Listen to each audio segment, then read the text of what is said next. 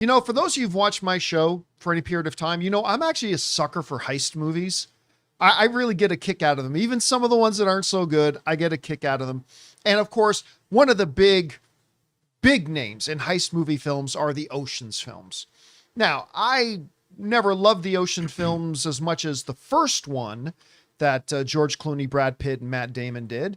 But I still enjoy them nonetheless. But anyway, they've been talking about recently an Ocean's 11 prequel. For those of you who may not have heard of it, Margot Robbie and good Canadian kid Ryan Gosling were going to re-team up to, I think, play Clooney's parents in a prequel. Well, if you're like, yeah, I remember that, but wasn't that like ages ago? Whatever happened with that? Well, there's a reason for that. They keep losing directors, and they've done it again. This comes to us from the folks over at Variety, writing Twisters director Lee Isaac Chung, who did a really good job on Twisters and his film Minari, by the way, which is amazing, exits Margot Robbie's Ocean's prequel over quote-unquote creative differences. They write the following. Director Lee Isaac Chung of Ocean's 11 prequel has exited over creative differences. Margot Robbie's company, Lucky Chap, is producing the film for Warner Brothers. She's also starring in the movie opposite Bradley Cooper. Oh, that's right. They replaced her with Bradley Cooper. Chung, best known for Twisters and the Oscar-nominated Minari, is the second filmmaker to depart the project after Jay Roach, who was originally hired to direct. Then they go on to say, no, everything's fine. This is an amicable split due to creative differences. As if splitting over creative differences is the least.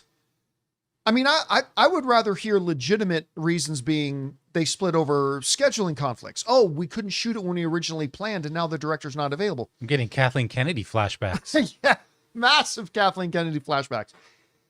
Here's the thing that really always befuddles me when I hear about splitting over creative differences. And now this is the second director this movie's lost. Why are you not making sure? And again, this goes back to every time it would happen with Kathleen Kennedy that I would bring it up about Kathleen Kennedy. Why are you not making sure you're creatively on the same page before you start? Like, don't you think it would be a good idea to not just over dinner one night going, yeah, this would be fun. Let's make this movie together. You come on and direct.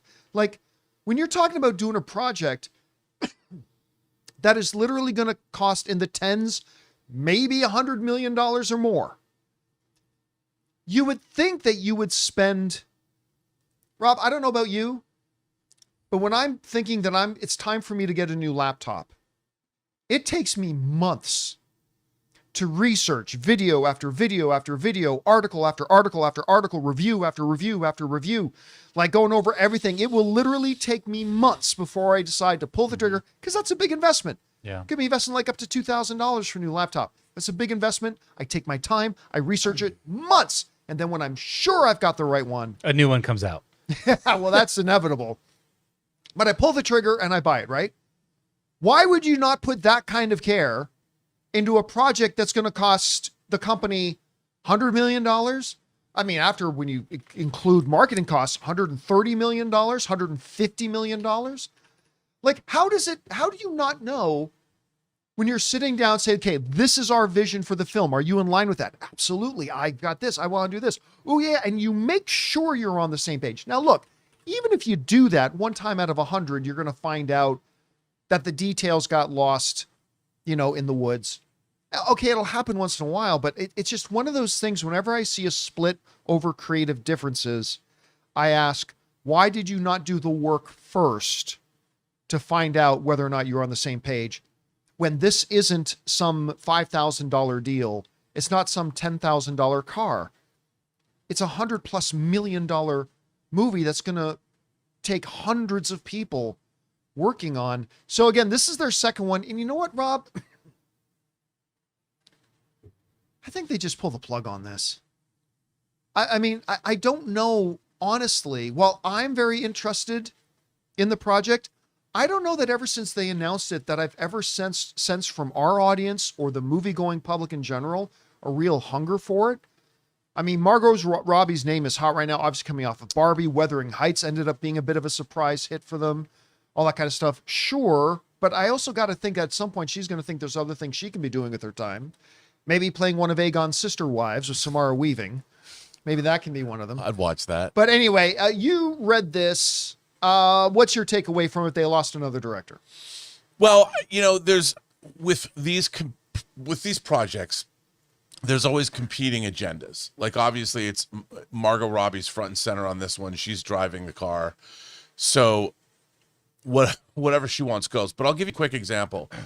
When we produced The Hills Run Red, it was greenlit by Warner Brothers, and it was almost a year before we went into production. Warner Brothers said to us, we were going to make this movie here in LA for $350,000. We had a lot more money at Warner Brothers, and they said, okay, we've decided that we're going to shoot it either in South Africa or Bulgaria. And we were like, wait, what? So we didn't, Dave Parker, the director, and I, we're just going to go with the flow. But if we wanted to stand on ceremony, and say, well, I'm not going to Bulgaria, it's like when McGee was going to do Red Sun or Flyby or whatever the hell they're going to call that Superman movie. He didn't want to go get on a plane to go to Australia, and he left the project. So you never know when something arises. But when that happens twice, if it happens one time, I can understand that for whatever reason. When I worked on Free Willy, the original director got cold feet 6 weeks before shooting began, and he'd only made one little Miramax movie, and he just didn't think the script was good enough. He just had got nerves, and he quit. And Simon Windsor replaced him on the first Free Willy movie. And I was like, why would you quit a studio picture? So stuff happens. But if it happens twice, that's a problem. Because the person that came in to replace the first person, Jay Roach, who left, these problems should have been identified. Like, what are these issues? Are you, like you pointed out, are you okay with them? And maybe because this project's been going on for so long, Margot Robbie wants more money, or there's something ridiculous. But I think, like you, what ends up happening is that the more people you hire to work on projects, the more expensive they get, because it's sunken costs that. So you have now money against the project, so it becomes even more expensive to make it because you have to cover the two directors that have already left and all that development money that was already spent. So movies get more and more expensive when people leave, and sometimes it's not worth it. And you get closer to your deadline for shooting, Yeah. your production schedule, and that makes a crunch.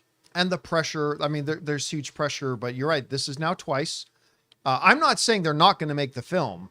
And by the way, Margot Robbie's done pretty good with her Lucky Chap production company.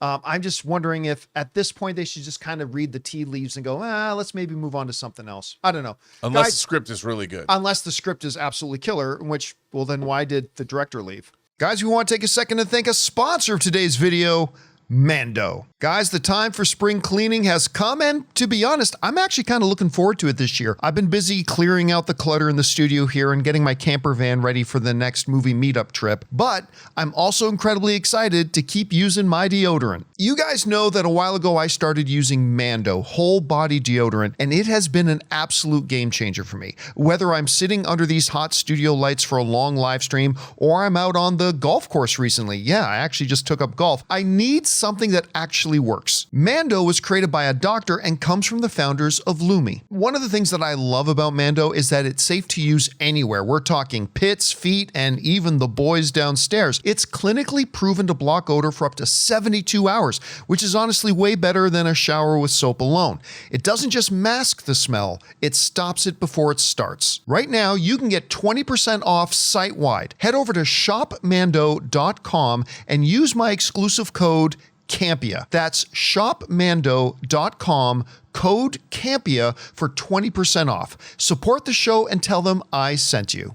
Anyway, whatever you guys think about this, jump down into the comments section below and let us know your thoughts. Hey guys, thanks so much for watching this video. Make sure you like the video, leave a comment, and subscribe to our channel. And don't forget, we have a daily podcast called the John Campea Show Podcast, available on Apple Podcasts, Spotify, or your favorite podcasting app of choice. Go and subscribe to it today so it'll be there when you need it.